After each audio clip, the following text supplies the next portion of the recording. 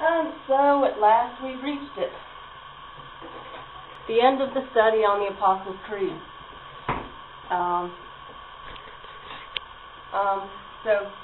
And last we're going to talk about the body of Christ, how they all work together, and how we're all going to be in heaven with the Lord forever someday. And I don't care if heaven's here on this earth or somewhere else. It's neither here nor there. Well, all I know is it's not now and we can't build it. Christ built it for us, so why do we need to do it?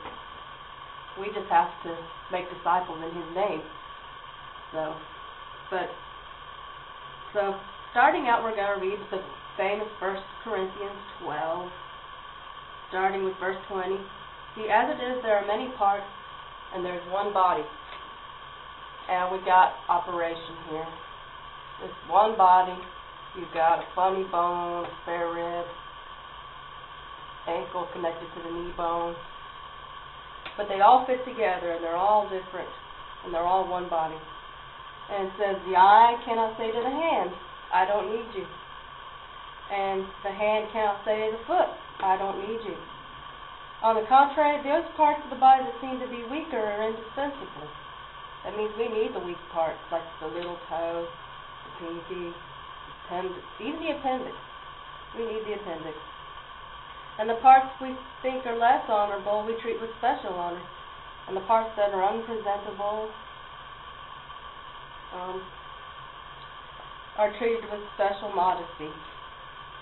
And while our presentable parts need no special treatment, but God has combined the members of the body and has given honor to the parts that lacked it, so that there should be no division in the body, but that its parts should have equal concern for each other. If one part suffers, every part suffers with it. So, like get this butterfly in the stomach. See, even if something in the stomach is hurting, the rest of the body hurts. And so now the church, you are the body of Christ, and each one of you is a part of it. And in the church, God has appointed all kinds of jobs for people: apostles, prophets, teachers, miracle workers, like healers, like my dad, and also having gifts of healing, and those able to help others, those with gifts of administration, something I don't have, and those speaking in different kinds of tongues. Are all apostles? Are all prophets? Are all teachers? Do all work miracles? Do all have gifts of healing? Do all speak in tongues? Do all interpret and eagerly desire the great gifts? Like if everybody was a missionary, who would be home ministering to the people at home who are still lost? If everybody was an evangelist, who would go out to the people in foreign nations? If everybody was a preacher, who would help out with the Christian education? That's why I need me. If everybody's a Christian educator, who would help with the adults? Actually, that's my job too. And so we all work together in this body. And so we move on to learn more about the head, Christ, the one we're supposed to be honoring, the one whose body we are. And so we move to a very special, disputed passage, Ephesians 5, starting at verse 25. It says, husbands, love your wives just as Christ loved the church and gave himself up for her.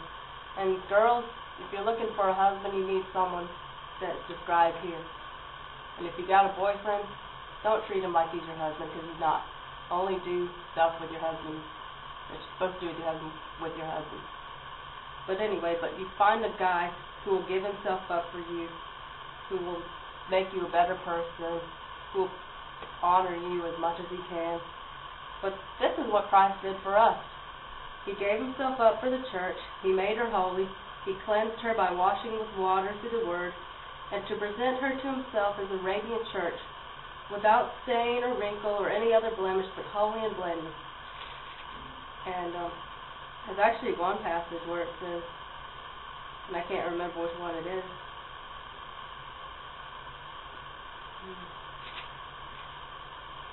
But maybe it's in chapter 4. But it says we're all going to be Christ's temple. So we're all going to live with him forever and ever, and be worshiping him forever. And that's what heaven is finally being in the presence of God, free from sin, There's no more sickness, no more crying, no more poverty, no more abortion, no more euthanasia, no more capital punishment.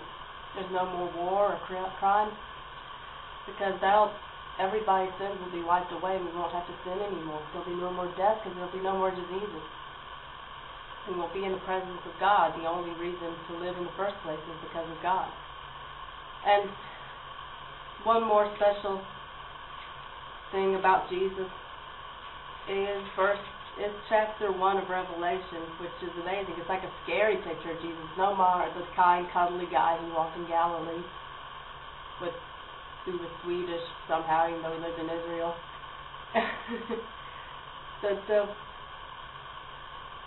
Anyway,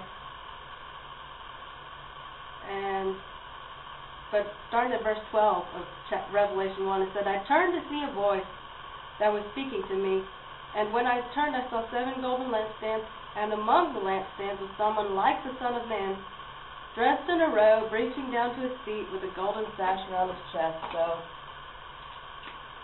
we got this guy, golden sash, even though it's blue right now. And then, his head and hair were white like wool, as white as snow, and his eyes were like fire. So, head, hair, make him look like a woman, so he's not shine marks. And then he got his eyes, with blazing eyes, and his feet were like bronze glowing in a furnace, and his voice was like the sound of rushing water. So we got feet.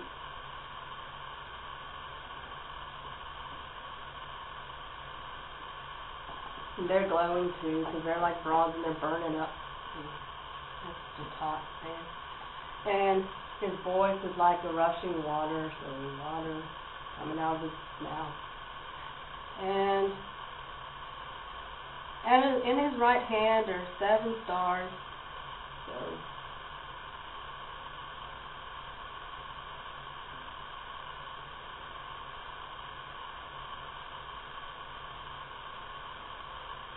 and out of his mouth came a sharp double-edged sword. There you go. And his face was shining like the sun in all its brilliance. And when I saw him, I fell at his feet as though dead, because that's pretty scary. But it's also beautiful. I mean, I can't draw, so if you can draw something better, please do. And then he placed his right hand on me and said, Do not be afraid. I am the first and the last. I am the living one. I was dead, and behold, I am alive forever and ever. And I hold the keys of death and Hades. So, in his other hand, the key.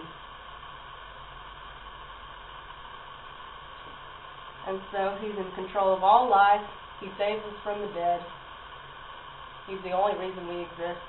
He always existed. He always will exist. And he is God in the flesh. And he's amazing. He's much more beautiful than what I draw. I don't even know what he looks like now. But if you've seen Jesus, you've seen the Father. Well, or you've seen God. I mean, they're not the same, but I'm not a modalist, don't worry. But they're different, but they're all the same, and we can't be him, and there's only one God, and yeah, and we're going to be with him forever someday if we believe in him. And all we've got to do is believe in him and let him change us. And so, that's the end of my Apostles' Creed study. Thank you for joining me.